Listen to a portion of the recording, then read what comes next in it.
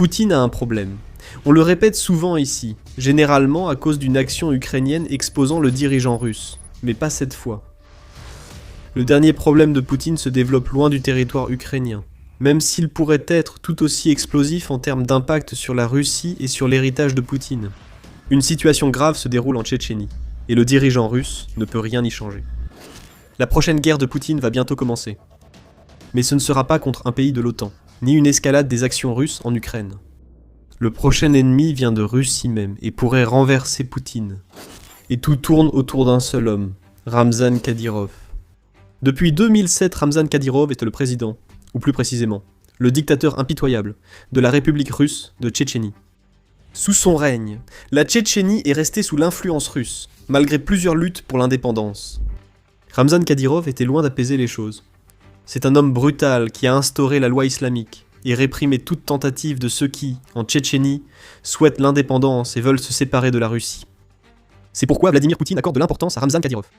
C'est un homme de main, qui manie sa hache, pour s'assurer que la Russie maintienne son influence, non seulement en Tchétchénie, mais dans toute la région du Caucase.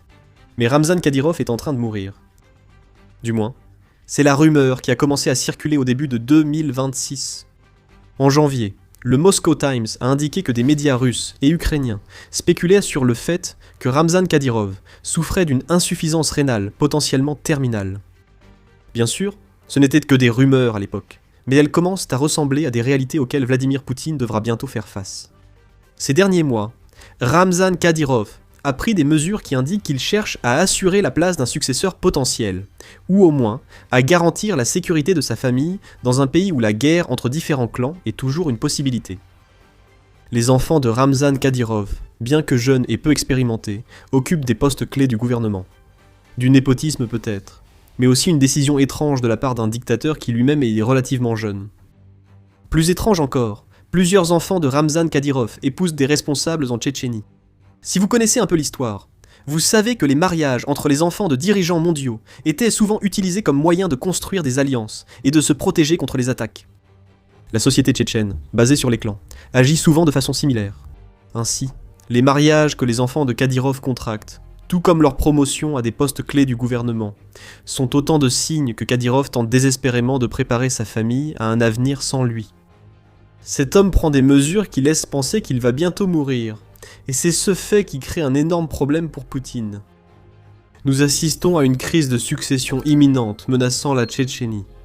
Pour Poutine, qui comptait sur la stabilité assurée par Kadyrov pour contrôler les clans tchétchènes, cette crise de succession porte un coup dur à la position russe dans le Caucase. Comme le souligne Foreign Policy dans un article du 4 juin, la Tchétchénie génère depuis longtemps un chaos largement disproportionné par rapport à sa taille relativement modeste. Une grande partie de ce chaos venait du désir de nombreux habitants d'obtenir l'indépendance vis-à-vis de la Russie. Si Kadyrov est vraiment sur le point de mourir à l'âge relativement jeune de 49 ans, cela signifie que la Tchétchénie est sur le point de sombrer dans le chaos. Quand l'homme fort disparaît, plus personne ne contrôle les clans voulant encore combattre la Russie. En ce moment, Poutine doit se poser une grande question. Qui viendra après Ramzan Kadyrov ? Le dirigeant actuel de la Tchétchénie semble essayer de préparer son fils de 18 ans, Adam, pour ce rôle. Pour la Russie, ce serait une solution idéale à certains égards. Cela permettrait à Poutine de nommer un conseiller, quasi-régent, auprès du nouveau dirigeant, garantissant l'influence russe en Tchétchénie. Mais même ce scénario idéal est semé de problèmes. Adam Kadyrov était bien trop jeune. C'est précisément pour cela que la question d'un régent se poserait. Cette jeunesse rend le fils de Kadyrov une cible encore plus importante que lui. Adam pourrait être perçu comme faible, un enfant dans un rôle d'adulte qui pourrait être pris pour cible par d'autres clans, en particulier ceux dirigés par les rivaux de Kadyrov, qui ont été contraints à l'exil. Kadyrov pourrait choisir d'autres enfants comme successeurs avant sa mort. Akhmat, d'un an l'aîné d'Adam, est vu comme l'intellectuel de la fratrie, mais manque de charisme et son père ne le considère pas comme un digne successeur. Selim Khan a la soif de sang de son père, mais il est tellement incontrôlable qu'il a essentiellement été exilé aux Émirats Arabes Unis, donc il semble être écarté. Il ne reste qu'Adam, successeur faible d'un dirigeant à la santé déclinante, désormais l'homme sur lequel Poutine doit compter pour garder son influence en Tchétchénie. La réalité, c'est que la mort du vieux Kadyrov va entraîner une période de chaos en Tchétchénie. Même si l'un des fils est promu, Poutine ne peut guère compter sur la poigne de fer qui a permis à la Russie de garder le contrôle sur l'une des républiques les plus rebelles pendant près de 2 décennies. Un affrontement se prépare. Pour comprendre pourquoi, il faut examiner l'histoire récente de la Tchétchénie face à la Russie. Nous vous replongeons dans les années 1990 et le début des années 2000. Vous vous rappelez, cette volonté d'indépendance, encore très présente chez beaucoup de clans tchétchènes. Cette volonté a culminé fin XXe siècle, quand la Tchétchénie a mené 2 guerres contre la Russie, laissant de profondes cicatrices sur la nation. Pour Poutine, ces guerres étaient des opportunités, surtout la seconde où il ramena brutalement la Tchétchénie sous contrôle, en ralliant à sa cause Akhmat, le père de Ramzan. À la fin des 2 guerres, le sang de 160 000 personnes avait été versé, dont jusqu'à 40 000 combattants et civils tchétchènes, le reste étant composé de représentants de divers groupes ethniques, selon la Jamestown Foundation. La plupart étaient russes. Mais cela importait peu à Poutine. L'essentiel pour lui était le contrôle de la Tchétchénie, maintenu depuis environ 20 ans. Tout cela signifie que Poutine est arrivé au pouvoir grâce à la répression de la Tchétchénie. Ce n'est pas seulement important dans la société tchétchène, marquée par 20 ans de brutalité et l'influence persistante de la Russie, soutenue par le dirigeant mourant du pays. C'était aussi vital pour Poutine. Il pouvait utiliser ses exploits, que certains qualifieraient de crimes de guerre en Tchétchénie, pour asseoir son image d'homme fort. Poutine a résolu le problème tchétchène. Il pouvait résoudre n'importe quel autre problème auquel la Russie était confrontée. Poutine n'avait pas prévu qu'un dirigeant censé lui survivre se retrouverait sur son lit de mort bien trop tôt. Et si Kadyrov meurt, le potentiel de manifestation de masse, de reprise de la rébellion et de mobilisation politique parmi les ennemis de Poutine est bien réel. Une autre guerre devrait être menée pour contrôler tout cela. La guerre en Ukraine devient alors un facteur clé. La Tchétchénie a eu un rôle notable dans cette guerre. Certains fidèles de Kadyrov ont soutenu la Russie pendant tout le conflit, tandis que de nombreux Tchétchènes ont combattu pour l'Ukraine. Le GIS indique que les combattants de l'Ukraine soutiennent généralement sa souveraineté. Ils souhaitent aussi apprendre, observer le combat russe et comprendre les actions défensives de l'Ukraine. L'Ukraine a habilement stimulé chez certains Tchétchènes l'envie d'apprendre pour leur lutte d'indépendance. En 2022, l'Ukraine a officiellement reconnu l'indépendance de la Tchétchénie vis-à-vis de la Russie, ce qui était à la fois un pied de nez à Poutine et un signal à tous ceux en Tchétchénie qui souhaitaient se battre que l'Ukraine soutiendrait leur cause. L'opportunité de lutter pour l'indépendance ne s'était pas présentée jusqu'ici. Pendant des décennies, Poutine a compté sur une seule personne et un régime brutal pour réprimer le désir d'indépendance de nombreux Tchétchènes. Cette personne semble désormais proche de la mort. Un vide de pouvoir se crée, et les successeurs souhaités par Kadyrov sont trop vulnérables pour assurer une transition aisée pour Poutine. Un affrontement se prépare, et la Russie n'y est pas prête après plus de 4 ans de guerre brutale en Ukraine. Ce n'est que le début des problèmes de Poutine. Ce qui se passe actuellement en Tchétchénie se combine à d'autres défis dans les régions du Caucase et parmi les républiques russes, ce qui montre que le pouvoir échappe peu à peu des mains de Poutine. Avant d'aller plus loin, vous regardez The Military Show. Nous faisons ces vidéos pour expliquer le fonctionnement du pouvoir. Abonnez-vous si cela vous plaît, nous publions chaque jour. Pourquoi la Russie tient-elle tant à la Tchétchénie ?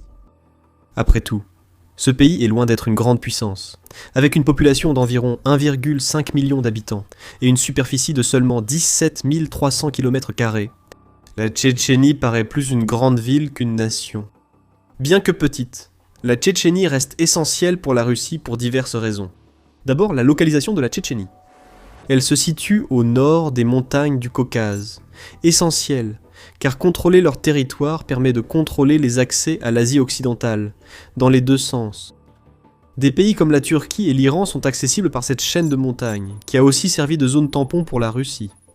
Ce n'est pas que la Russie risque une attaque venant de cette direction, mais depuis quand cela a-t-il jamais compté pour le paranoïaque Poutine ? Il veut garder le contrôle des montagnes du Caucase pour rester prêt à une attaque. De plus, maintenir le contrôle alimente son image de grand protecteur de la Russie. Un point essentiel est couvert. La Tchétchénie offre à la Russie une zone tampon protégeant la patrie. Ramzan Kadyrov étant apparemment mourant, ce contrôle s'effrite et la situation se dégrade. Au sud de cette chaîne montagneuse se trouve l'Arménie, que la Russie cherche aussi à contrôler. L'Arménie a fait un pas énorme vers la dérussification en juin. Une élection a eu lieu, et elle a abouti à ce que le Premier ministre Nikol Pachinian obtienne près de 50% des voix, et le principal siège du pouvoir arménien. Pachinian a surmonté l'opposition soutenue par la Russie et une campagne de désinformation pour gagner, et il semble qu'il visera l'adhésion à l'Union européenne et des liens renforcés avec l'Occident. Tout cela signifie que l'emprise de la Russie sur les territoires au nord et au sud du Caucase est menacée d'une manière que nous n'avions pas vue depuis des décennies. L'Arménie a changé progressivement au fil des années. La crise en Tchétchénie sera explosive, déclenchée par la mort d'un homme. Dans les deux cas, l'influence russe diminue. Vladimir Poutine a tout mis en œuvre pour pousser l'Arménie à élire un premier ministre pro-russe. La Russie a mené des campagnes de désinformation sur Pachinian. Vladimir Poutine a formulé des exigences à Pachinian lors d'une réunion le 1er avril, accompagnée de menaces concernant des embargos commerciaux que la Russie a mis en place à l'approche des élections. Selon les porte-paroles russes, le point de non-retour a été franchi sans qu'Erevan ne se retourne. Enfin, Vladimir Poutine a reconnu que ces manigances étaient inutiles. Pour lui, l'Occident a gagné en Arménie, et son emprise sur le Caucase s'est relâchée. Avec la crise tchétchène qui approche, cette emprise affaiblie risque de s'effondrer face aux luttes internes et à l'incapacité de la Russie à contrôler la région via un dirigeant choisi par Kadyrov, son armée étant épuisée par la guerre en Ukraine. Passons à un autre point intéressant. La Tchétchénie, bien qu'autonome, reste une république russe sous contrôle de Poutine et soumise à de nombreuses lois russes. Ce type d'arrangement est loin d'être rare. En fait, la Russie compte 21 républiques, bien qu'elle en revendique 22, en incluant la Crimée annexée illégalement. Imaginez ce scénario. Kadyrov meurt, et le fils inexpérimenté qu'il choisit pour lui succéder échoue. Malgré les efforts russes, un nouveau clan tchétchène prend le pouvoir et relance la lutte pour l'indépendance, ayant fortement marqué les débuts de la carrière politique de Poutine. Mais cette fois, la Russie est épuisée par la guerre en Ukraine. La Russie a perdu plus de 1,39 million de soldats, 12 000 chars ont été détruits en Ukraine, ainsi que plus du double de véhicules blindés. Même si la Russie a une armée assez importante pour combattre les rebelles tchétchènes, chaque soldat envoyé là-bas ne peut aller en Ukraine. Poutine devrait établir des priorités, et l'Ukraine resterait son principal objectif. Poutine ne peut pas arrêter l'offensive tchétchène. La Tchétchénie réussit et devient indépendante. Qu'est-ce que cela implique pour les autres républiques russes ? Pour certaines, cela prouve que l'indépendance est possible. Cela ne signifie pas que les 21 républiques russes imiteraient la Tchétchénie, mais certaines ont des mouvements indépendantistes actifs. Et elles pourraient être les prochaines candidates à se détacher de la Russie. En février 2023, les résultats d'un vote en ligne pour un sondage intéressant appelé le référendum national en ligne sur l'autodétermination des républiques nationales ont été publiés. Des sondages menés dans 5 républiques russes ont tous révélé un souhait d'indépendance. La République de Koubin semblait être la plus étroitement liée à la Russie, avec seulement 55,7% des voix en faveur de l'indépendance. Une majorité, mais pas écrasante. En Sibérie, 63,9% ont déclaré vouloir que leur république devienne indépendante. En Ingermanland, c'était 66,2%. Dans l'Oural, 68,2% ont voté pour l'indépendance, et dans l'enclave russe de Kaliningrad, 72,1% ont déclaré vouloir se débarrasser de la Russie. Bien sûr, il faut préciser que ce sondage était quelque peu informel, et on ne sait pas combien de personnes qui n'ont pas voté auraient choisi la Russie. Néanmoins, chacun de ces résultats suggère qu'il existe d'importants groupes de personnes dans ces républiques russes qui désirent la souveraineté, tout comme en Tchétchénie. Si Kadyrov meurt, et que la Russie perd cette république clé, surtout à cause de la faiblesse militaire liée à la guerre de Poutine en Ukraine, ce serait un signal. D'autres républiques pourraient nous suivre, encouragées par des rapports indiquant que le ministère de la Défense russe fait face à une impasse dans la production, et que selon certains sondages, comme celui rapporté par la Pravda le 19 juin, plus de 60% des Russes sont las de la guerre en Ukraine, sans compter les autres conflits que Poutine pourrait tenter de lancer. Poutine pourrait déclencher d'autres guerres, envoyer des troupes en Tchétchénie et soutenir le successeur choisi par Kadyrov, causant plus d'effusion de sang. Cela ne ferait qu'accentuer la colère et le ressentiment. C'est pareil pour les 5 autres républiques citées. Aucune ne rivalise militairement avec la Russie, mais ce n'est pas le sujet. Inspirés par la Tchétchénie, si cela arrive, ils pourraient tous se soulever. Même réprimés, le message se répandrait dans le monde entier et en Russie. Poutine est en train de perdre le contrôle. En plus de tout cela, chaque mouvement pour l'indépendance qui se produit à l'intérieur du territoire russe est une distraction supplémentaire par rapport à la guerre en Ukraine qui se passe déjà très mal. L'opération militaire spéciale, prévue pour quelques jours, dure maintenant 5 ans, expliquant la lassitude de nombreux Russes face à la guerre.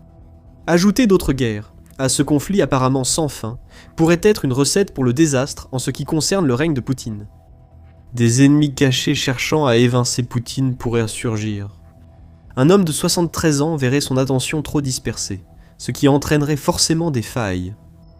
Ce qui se passe en Tchétchénie pourrait être le début de la chute de Poutine. Cela montrerait aussi les limites réelles du pouvoir de Poutine. Cependant, tout cela dépend de la mort de Kadyrov, et du fait que la crise de succession attendue par beaucoup se produise réellement. Imaginons que cela mène à une nouvelle guerre en Tchétchénie, obligeant la Russie à s'en retirer définitivement. Cela nous permet d'aborder cela différemment. L'impact sur Poutine et l'héritage qu'il veut laisser. Il n'est pas surprenant que Poutine soit très préoccupé par l'héritage qu'il laissera. Il souhaite être vu comme un grand dirigeant russe à sa mort, d'où sa brutalité lors de la campagne pour contrôler la Tchétchénie au début de son règne. Cette soif d'héritage est l'un des principaux moteurs de toute la guerre en Ukraine. Peut-être que l'objectif principal de Poutine est de laisser la Russie, une fois rétablie comme acteur géopolitique majeur, et que tout cela lui sera attribué. Si la Tchétchénie sombre dans une crise de succession incontrôlable par Poutine, ce sera son héritage ultime. L'homme qui avait soumis la République tchétchène l'a reperdue 2 jours plus tard, soit par incompétence, soit pour avoir échoué en Ukraine, ouvrant la voie à d'autres républiques marginalisées pour revendiquer leur indépendance. Poutine serait retenu comme le dirigeant ayant fait perdre à la Russie l'accès au Caucase. Ses premières actions présidentielles ne compteraient pas. Quand il pourrira sous terre, la Russie et le reste du monde le verront comme faible et raté. La plus grande peur de Poutine le pousse à tout faire pour garder la mainmise russe sur la Tchétchénie. Mais ses actions comptent peu quand son pays est enlisé dans la guerre en Ukraine. Poutine n'a pas de plan B pour la Tchétchénie. Ramzan Kadyrov devait survivre à Poutine pour garantir la sécurité de l'héritage du dirigeant russe. Un gouvernement tchétchène en exil se trouve actuellement en Ukraine. Ce gouvernement fonctionne en exil depuis la défaite de la Tchétchénie, lors de la deuxième guerre de Tchétchénie en 2000, et il affirme disposer de 29 branches dans 14 pays européens. Ne serait-ce pas la justice poétique parfaite que Poutine perde la Tchétchénie au profit du gouvernement qu'il a renversé il y a plus de 25 ans, et que ce gouvernement revienne grâce au soutien de l'Ukraine, la nation que Poutine souhaite conquérir ensuite? C'est un avenir possible auquel Poutine pourrait être confronté. Et si Kadyrov meurt, il pourrait devoir affronter cet avenir plus tôt que prévu. Poutine n'a plus que l'espoir que la crise tchétchène se résolve d'une façon ou d'une autre. Le dirigeant russe est dans la même position en ce qui concerne sa tentative de garder le contrôle sur la Crimée, mais cela ne fonctionne pas. La Crimée de Poutine va bientôt tomber, uniquement grâce à la stratégie remarquable de l'Ukraine. Découvrez-en plus sur une autre soi-disant république russe qui est sur le point de se dérussifier dans notre vidéo. Si cette vidéo vous a plu, abonnez-vous pour suivre The Military Show et nos analyses des échecs russes. Merci de votre attention.